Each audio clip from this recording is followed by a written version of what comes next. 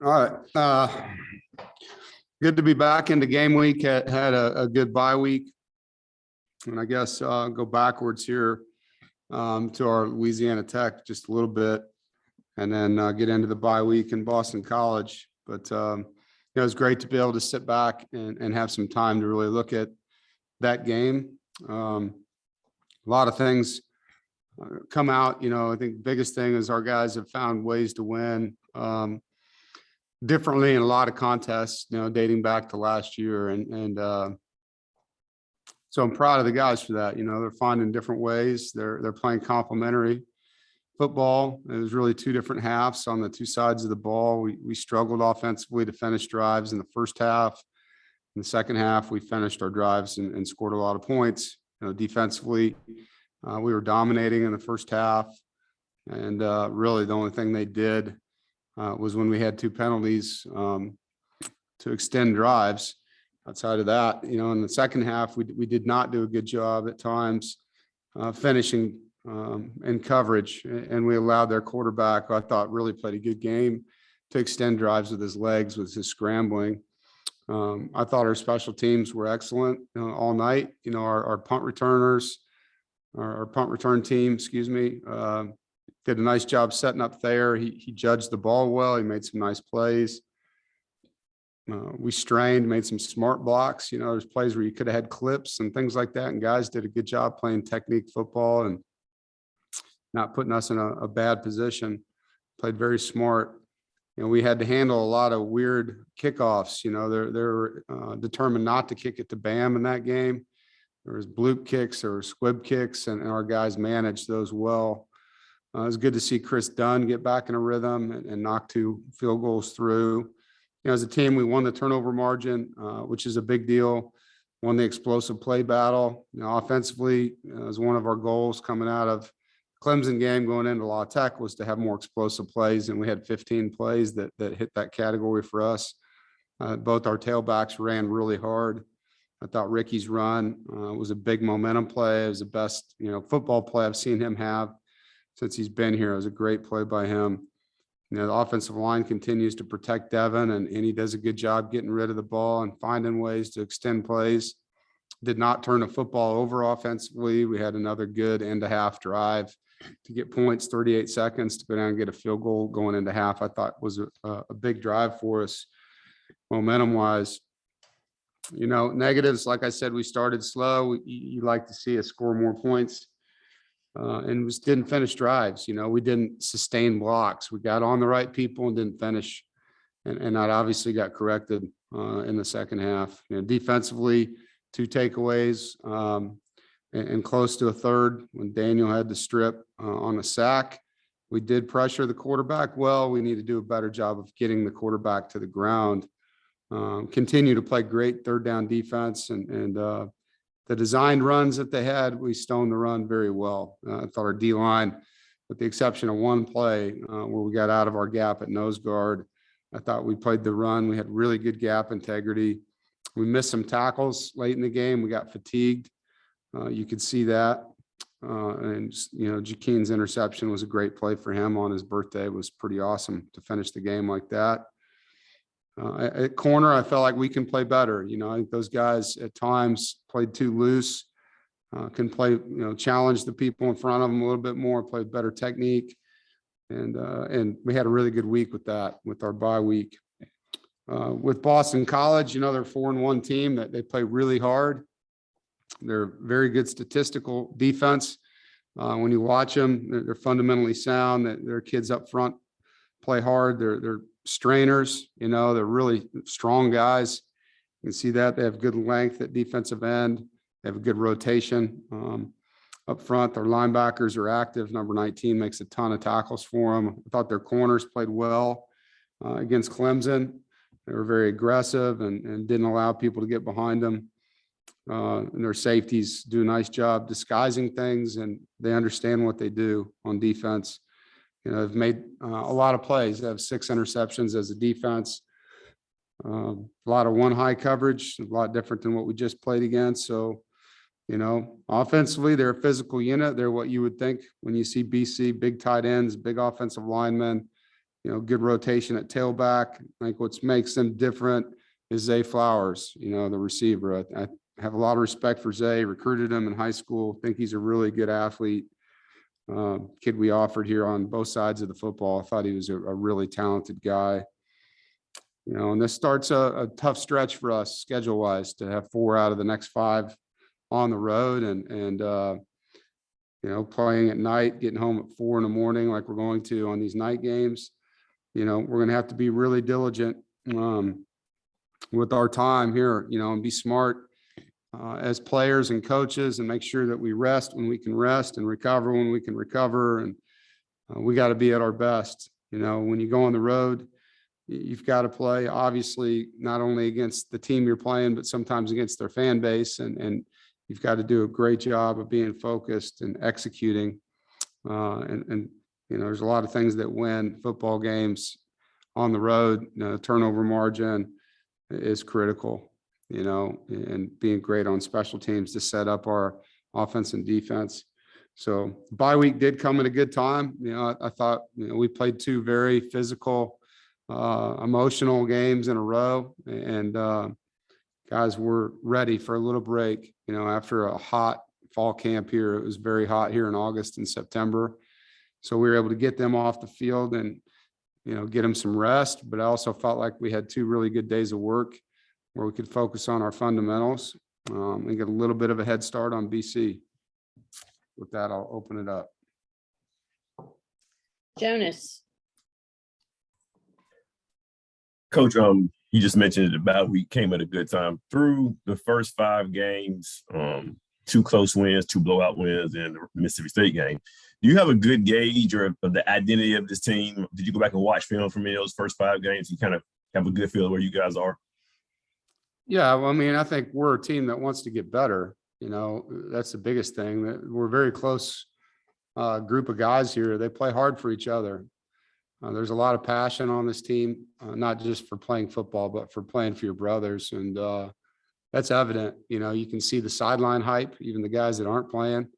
Those guys are into the game. They're cheering on their teammates. They're talking to them on the sideline. So that's the one thing that does, stick out. I think, and I've talked about Mississippi State. We've learned a lot in that game. That game helped us, even though we lost. It helped us. I think identify some things that we can't be, and the guys took that to heart.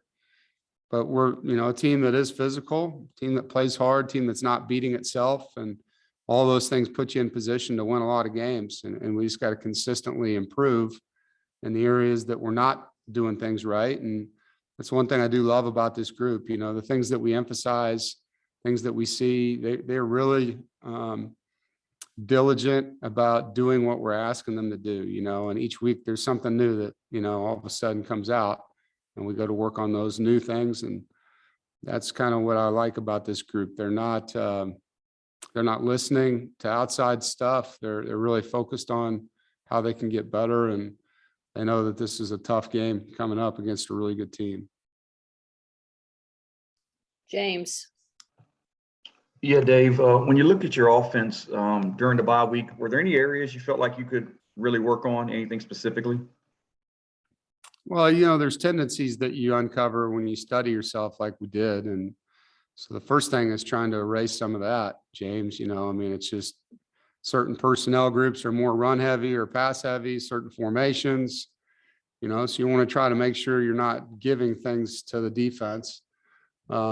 Looking at all of our stances, looking at everything, and trying to make sure that we do our best to make it unpredictable for the other side of the ball. I think that's the first and foremost thing that we do. Sometimes, when you're in a 5-game prep or 5-day prep for an opponent, it's hard to fix that in 5 days, and to really uncover it. But when you get to sit down and study it differently, like you do in a bye week, it really helps you. From a player standpoint, every guy on our team was taxed the same thing. Find one thing in your game that you want to see disappear from film, just one thing. We don't need a guy to fix 25 things. If every player that plays, we take 80 on the road, if 60 of them are playing at some point and they all do one thing better, then we're a much better football team. And so that's kind of where we've been, James. There's not really a singular thing that stood out offensively, but there are little things throughout the roster that can improve. David, Hey, Coach, you mentioned the what's going to be a bunch of road games in the next few weeks, and I know they just announced that I think the Miami game is going to be at 7:30. Do these road trips become more difficult with all the night games? Yeah, they do. I mean, they take a toll on your kids and your coaches for that matter. You get home at 3 or 4 or 5 or whatever it ends up being. It's a lot. I wish there was a little bit more, I don't know, ability to play a 3:30 game every now and then. I'm not saying I'd like to play at noon, but this will be, for us, our 6th game, and 5 of them are at 7:30. So it's a little different. Gibby, Yeah, Dave, is there 1 or 2 players that you can identify that really benefited from the bye week health wise, and just how big was the bye week for those guys? Well, I think our receivers, and our corners and safeties and nickels, like the skill guys that run the most yardage, they were sore. Their legs were, their feet, you name it. They've put a lot of volume out there on the field. And you talk about yards ran. And typically those guys on a hard workday practice, they'll run anywhere from 4,000 to 6,000 yards. And that's not slow running.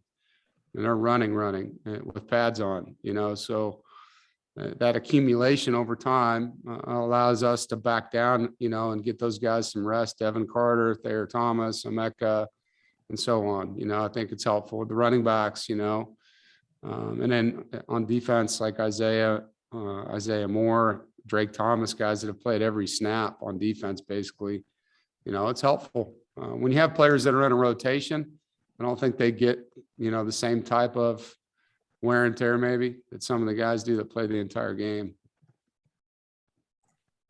Brett, Dave, I know there's always an emphasis on the here and now and one game at a time, but it's human nature, especially given the wide open nature of the ACC this year, to kind of look at the big picture. Do you have to talk to your players about not getting caught up in this next stretch on the road and what might be available as you move on, and to stay focused on now, or is it a given that they're already just locked in? No, nothing's ever a given, Brett. Nothing. I mean, they're 18 to 22-year-old guys, like our society, walk around with the phone and see everything that's there, just like you guys do. So yeah, we have to talk about it. And one of our goals is to be the best 1-0 team that we can be. And that means we're really focused on the present, and so it doesn't, it does matter that 4 of the next 5 are on the road, but what matters more is we just take this week for what it is. Let's be the best we can be this week. We'll worry about next week, and just keep approaching it that way and keep trying to help the guys, communicate with them on what they need, where the focus needs to be for them. And that's one thing that, I met with the captains yesterday, good conversation, good understanding where the team is and how I can help them, from a recovery standpoint the most. And we're on the same page, and we just got to keep being that way. Thanks, Dave. Good luck Yeah. Saturday. Thank you. Rob, Yes, Dave, generally when NC State plays Boston College, it's sort of the tail of the tape is inside. It's at the offensive line with the Eagles. Just your impressions of their offensive front, and what is it about them that makes them so well-versed at what they do? Well, I think they've embraced kind of what they are up there. I think Coach Adazio did that. You see Coach Halfley doing that. They've got good linemen for one, and they're all old. I mean, they have one guy that's a sophomore, but the rest of them are graduates, or 5th-year players. So, they're 22 to 24-year-old guys. They're big. They've been in the college weight room eating college food for a long time. Their demeanor is they're going to run the football and play action pass. And, they're physical. They're good at what they do. They have big tight ends that are, quasi linemen, that go in there and do a nice job. They've had big backs. They're not as big in the backfield as they've been when they had Corey Dillon and some of those other guys, but, they're still 200-pound backs. And So, I think more than anything, just like when I was at Wisconsin, I felt like at that university, we embraced what we were there. I feel like BC has done that. They don't try to run the spread offense, I mean, they're going to get in a phone booth and they still try to run by you. Don't get me wrong. They got some play actions where guys are running down the field and they do some good things with their misdirections and their jets and things like that. But, you're going to see some 12 personnel for most of the game and sometimes more than that. Sometimes they bring an extra offensive lineman in and a tight end jersey even. And so you got to be ready to play those types of things. As you know, I like that type of football too. So our guys embrace the challenge and look forward to the opportunity to play a very physical, disciplined Boston College team. To follow up on that, sir, is there any situation you pretty much know what you're getting with them? Is it a situation where they seldom surprise you, but they're just so efficient at what they do? It's the first time playing against Jeff and his group, so it's kind of hard for me to say that. I think with the previous staff, they were different every year based on what their quarterback was. They were always going to run power and counter and the pin pull and have all the different formations. I mean, but they sometimes Boston College, as you know, had a really athletic quarterback. Sometimes they had a drop back quarterback. And so they were different that way. I think the thing that impresses you with Jeff's teams, it doesn't matter. His quarterback got hurt. The other guy comes in and they're still putting up points. And that's good coaching, and they're doing a good job making the offense fit their QB and not turning the football over, not hurting their defense, doing the right things that way. Thank you, sir. Todd. Yeah, Dave, during a bye week, do you guys give, as a coaching staff, give the guys that aren't playing a little extra special attention, possibly? Maybe the freshman quarterback who won't be playing this year and some of the other guys, or do you just give everybody basically time off? Or is that a time for those guys to get a little extra hands-on from the coaching staff? Yeah, there's been some years, Todd, where we did a lot of that developmental type practice. This wasn't one of them. We've been doing that every Friday. We have our developmental Skelly and our developmental Indy with those guys every Friday. So we've been doing that for the last 7 weeks with them.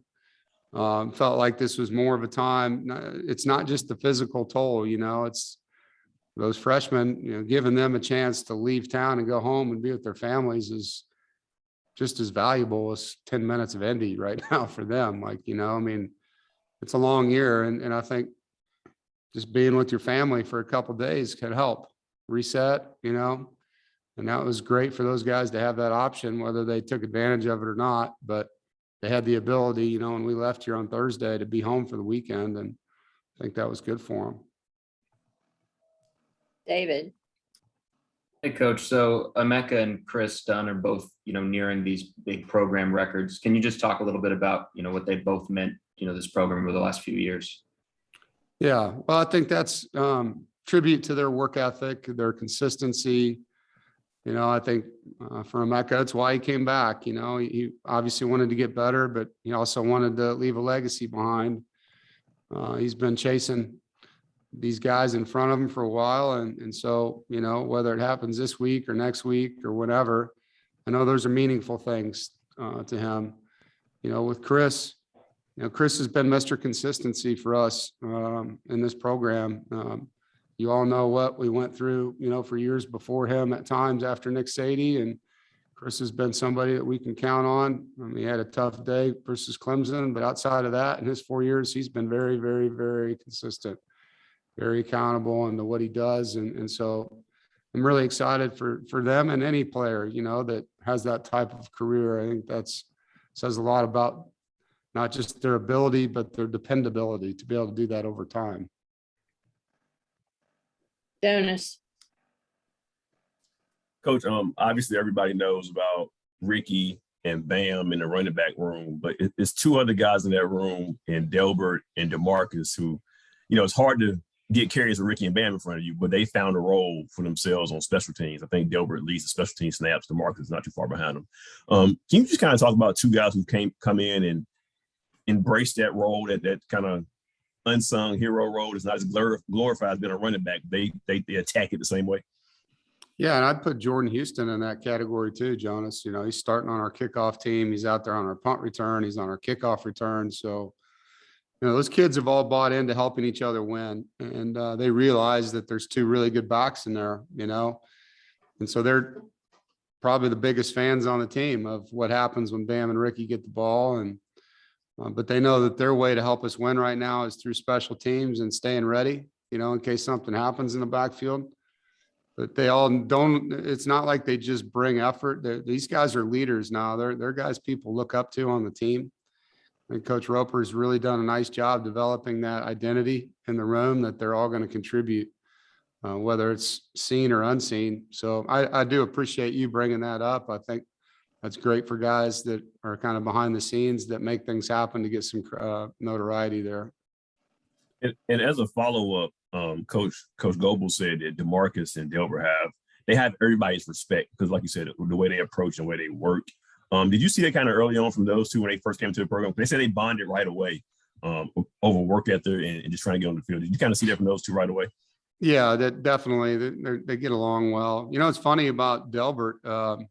If you go back and watch his high school highlights, what'll stand out to you is his kickoff coverage. He was literally blowing people up on kickoffs. It was one of the things that I really liked about his film. I mean, there's a lot of good running backs on tape. When you find one that likes to break the wedge up all the time, that kind of sticks out, you know. It's a guy that can do some things on your team. And so that was one of the things, one of the reasons we offered him was not just his ability to run the ball, but what he was doing without the football. Brett.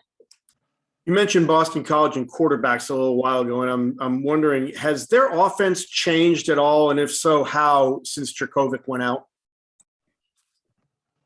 Not much, you know, not much. I think, you know, there was maybe some designed runs that you'd see. I mean, they're still doing a little bit we call zone read avoid, you know, where they'll fake read the end and have a ball fake, read and ride with the tailback and a tight end blocking your outside linebacker where he can keep it. You still see that.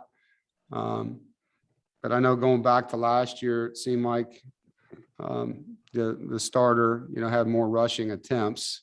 Now, some of that may be just because they want to protect the guy now that they're down one for the year. But the rest of the offense is, I'd say 95% of it looks the same. James.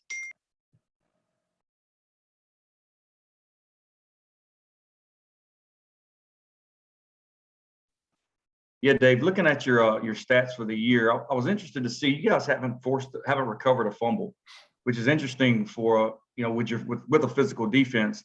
When you watch the games back, I mean, is that something just you consider that a little unlucky? I mean, what would you kind of label that to? Because you seem to be forcing them. Yeah, we've had a couple balls out that just haven't bounced to us. You know, Savion had one he could have got earlier in the year. The one Saturday, I don't think Daniel knew he stripped it. You know, he landed on the ground. The ball actually landed on top of him. I don't think he saw it there. And then their lineman recovered it that he beat. So sometimes the fumble thing is about, you know, getting a break with how the ball bounces. I do think as we get more and more sacks, you'll see more and more fumbles. That's part of the game. Probably where the offense is going to have the worst ball security is the quarterback that's thinking about throwing it when he's not running, you know, so getting to the quarterback a little bit more before the ball is thrown could help that stat. But I mean, overall, I think if you look at us, you know, we're ahead of where we were a year ago and the takeaway category. And so just like to keep trending, it's about getting 2 or more a game. That's our goal. And we're not there yet, but we are getting better than we've been. Thanks. Does anybody else have anything for Coach?